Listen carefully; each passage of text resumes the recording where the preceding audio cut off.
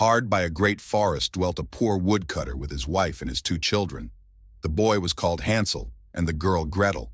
He had little to bite and to break, and once when great dearth fell on the land, he could no longer procure even daily bread.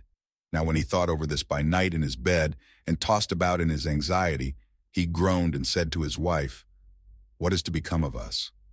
How are we to feed our poor children when we no longer have anything even for ourselves?" "I'll tell you what, husband," answered the woman. "Early tomorrow morning we will take the children out into the forest to where it is the thickest. There we will light a fire for them, and give each of them one more piece of bread, and then we will go to our work and leave them alone.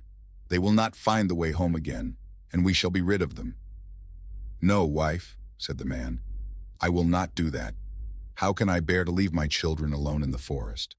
The wild animals would soon come and tear them to pieces." "Oh, you fool," said she, "then we must all 4 die of hunger. You may as well plane the planks for our coffins." And she left him no peace until he consented. "But I feel very sorry for the poor children all the same," said the man. The 2 children had also not been able to sleep for hunger, and had heard what their stepmother had said to their father. Gretel wept bitter tears and said to Hansel, "Now all is over with us." "Be quiet, Gretel," said Hansel. "Do not distress yourself. I will soon find a way to help us." And when the old folks had fallen asleep, he got up, put on his little coat, opened the door below, and crept outside. The moon shone brightly, and the white pebbles which lay in front of the house glittered like real silver pennies. Hansel stooped and stuffed the little pocket of his coat with as many as he could get in. Then he went back and said to Gretel, "Be comforted, dear little sister, and sleep in peace. God will not forsake us." And he lay down again in his bed. When day dawned, but before the sun had risen, the woman came and awoke the 2 children, saying, "Get up, you sluggards. We are going into the forest to fetch wood." She gave each a little piece of bread and said, "There is something for your dinner, but do not eat it up before then, for you will get nothing else." Gretel took the bread under her apron as Hansel had the pebbles in his pocket. Then they all set out together on the way to the forest. When they had walked a short time, Hansel stood still and peeped back at the house, and did so again and again. His father said, "Hansel, what are you looking at there and staying behind for? Pay attention and do not forget how to use your legs." "Ah, father," said Hansel, "I am looking at my little white cat, which is sitting up on the roof and wants to say goodbye to me." The wife said, "Fool, that is not your little cat. That is the morning sun, which is shining on the chimneys." Hansel, however, had not been looking back at the cat, but had been constantly throwing one of the white pebble stones out of his pocket on the road. When they had reached the middle of the forest, the father said, "Now, children, pile up some wood, and I will light a fire that you may not be cold." Hansel and Gretel gathered brushwood together, as high as a little hill. The brushwood was lighted, and when the flames were burning very high, the woman said, "Now, children, lay yourselves down by the fire and rest. We will go into the forest and cut some wood. When we have done, we will come back and fetch you away." Hansel and Gretel sat by the fire, and when noon came, each ate a little piece of bread, and as they heard the strokes of the wood axe, they believed that their father was near. It was not the axe, however, but a branch which he had fastened to a withered tree, which the wind was blowing backwards and forwards. And as they had been sitting such a long time, their eyes closed with fatigue, and they fell fast asleep. When at last they awoke, it was already dark night. Gretel began to cry and said, "How are we to get out of the forest now?" But Hansel comforted her and said, "Just wait a little until the moon is risen, and then we will soon find the way." And when the full moon had risen, Hansel took his little sister by the hand and followed the pebbles which shone like newly coined silver pieces and showed them the way. They walked the whole night long, and by break of day came once more to their father's house. They knocked at the door, and when the woman opened it and saw that it was Hansel and Gretel, she said, "You naughty children, why have you slept so long in the forest? We thought you were never coming back at all." The father, however, rejoiced, for it had cut him to the heart to leave them behind alone. Not long afterwards there was once more great dearth throughout the land, and the children heard their mother saying at night to their father, "Everything is eaten again. We have 1/2 loaf left, and that is the end. The children must go. We will take them farther into the wood, so that they will not find their way out again.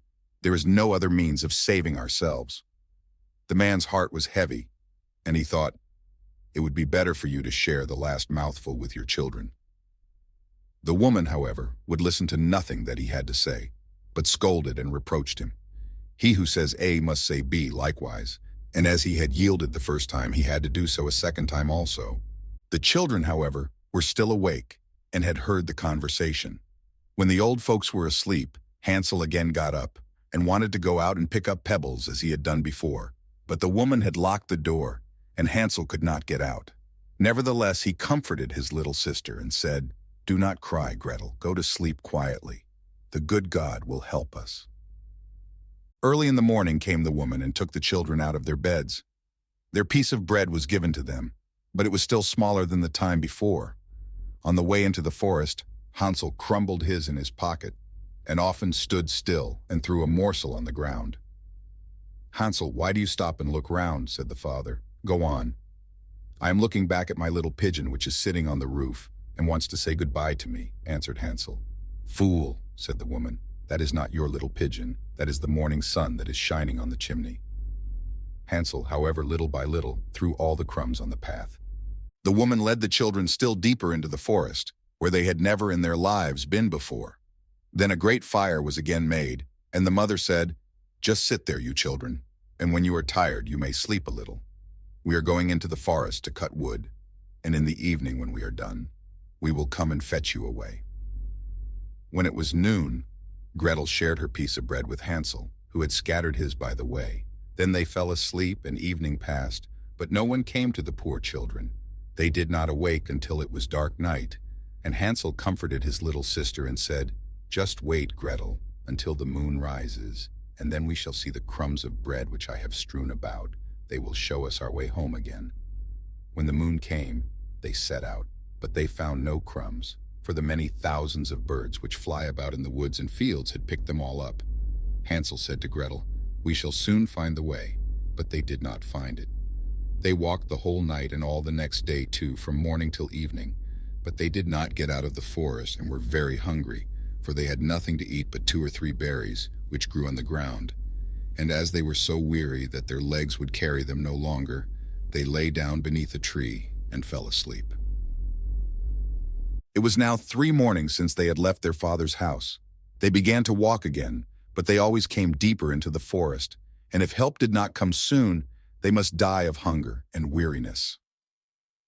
When it was midday, they saw a beautiful snow-white bird sitting on a bough, which sang so delightfully that they stood still and listened to it.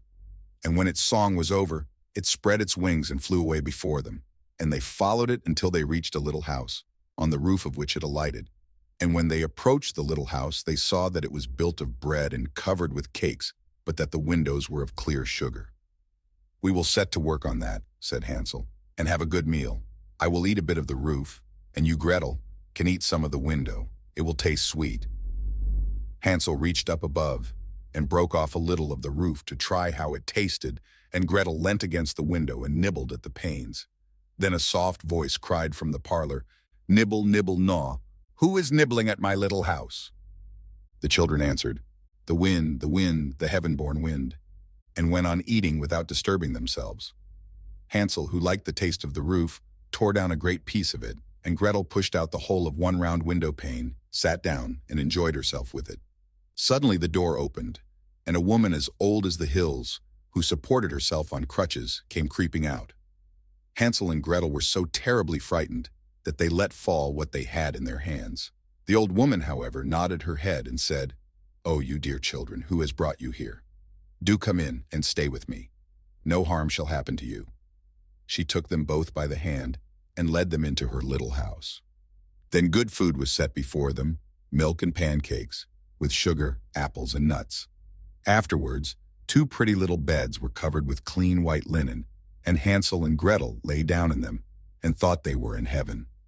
The old woman had only pretended to be so kind. She was in reality a wicked witch, who lay in wait for children, and had only built the little house of bread in order to entice them there. When a child fell into her power, she killed it, cooked and ate it, and that was a feast day with her. Witches have red eyes and cannot see far, but they have a keen scent like the beasts and are aware when human beings draw near.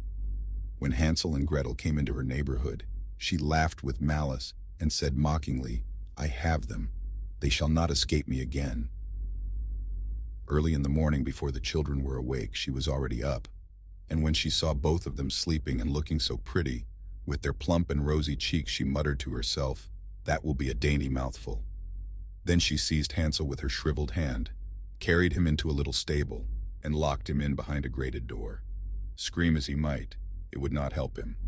Then she went to Gretel, shook her till she awoke, and cried, "Get up, lazy thing, fetch some water, and cook something good for your brother. He is in the stable outside, and is to be made fat. When he is fat, I will eat him." Gretel began to weep bitterly, but it was all in vain, for she was forced to do what the wicked witch commanded. And now the best food was cooked for poor Hansel, but Gretel got nothing but crab shells. Every morning the woman crept to the little stable and cried, "Hansel, stretch out your finger that I may feel if you will soon be fat." Hansel, however, stretched out a little bone to her, and the old woman, who had dim eyes, could not see it, and thought it was Hansel's finger, and was astonished that there was no way of fattening him. When 4 weeks had gone by, and Hansel still remained thin, she was seized with impatience and would not wait any longer. "Now then, Gretel," she cried to the girl, "stir yourself and bring some water. Let Hansel be fat or lean. Tomorrow I will kill him and cook him." Ah, how the poor little sister did lament when she had to fetch the water, and how her tears did flow down her cheeks. "Dear God, do help us," she cried. "If the wild beasts in the forest had but devoured us, we should at any rate have died together." "Just keep your noise to yourself," said the old woman. "It won't help you at all." Early in the morning, Gretel had to go out and hang up the cauldron with the water and light the fire. "We will bake first," said the old woman. "I have already heated the oven and kneaded the dough." She pushed poor Gretel out to the oven, from which flames of fire were already darting. "Creep in," said the witch, "and see if it is properly heated, so that we can put the bread in." And once Gretel was inside, she intended to shut the oven and let her bake in it, and then she would eat her too. But Gretel saw what she had in mind and said, "I do not know how I am to do it. How do I get in?" "Silly goose," said the old woman. "The door is big enough. Just look, I can get in myself." And she crept up and thrust her head into the oven. Then Gretel gave her a push that drove her far into it, and shut the iron door, and fastened the bolt. Oh, then she began to howl quite horribly, but Gretel ran away, and the godless witch was miserably burnt to death. Gretel, however, ran like lightning to Hansel, opened his little stable, and cried, "Hansel, we are saved. The old witch is dead." Then Hansel sprang like a bird from its cage when the doors opened. How they did rejoice and embrace each other, and dance about and kiss each other. And as they had no longer any need to fear her, they went into the witch's house, and in every corner there stood chests full of pearls and jewels. "These are far better than pebbles," said Hansel, and thrust into his pockets whatever could be got in. And Gretel said, "I too will take something home with me," and filled her pinafore full. "But now we must be off," said Hansel, "that we may get out of the witch's forest."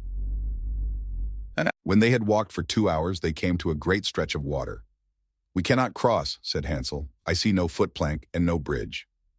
"And there is also no ferry," answered Gretel, "but a white duck is swimming there. If I ask her, she will help us over." Then she cried, little duck, dost thou see? Hansel and Gretel are waiting for thee. There's never a plank or bridge in sight. Take us across on thy back so white." The duck came to them, and Hansel seated himself on its back and told his sister to sit by him. "No," replied Gretel, "that will be too heavy for the little duck. She shall take us across, one after the other." The good little duck did so, and when they were once safely across and had walked for a short time, the forest seemed to be more and more familiar to them, and at length they saw from afar their father's house. Then they began to run, rushed into the parlor, and threw themselves round their father's neck. The man had not known one happy hour since he had left the children in the forest. The woman, however, was dead. Gretel emptied her pinafore until pearls and precious stones ran about the room, and Hansel threw one handful after another out of his pocket to add to them. Then all anxiety was at an end, and they lived together in perfect happiness. My tale is done. There runs a mouse. Whosoever catches it may make himself a big fur cap out of it.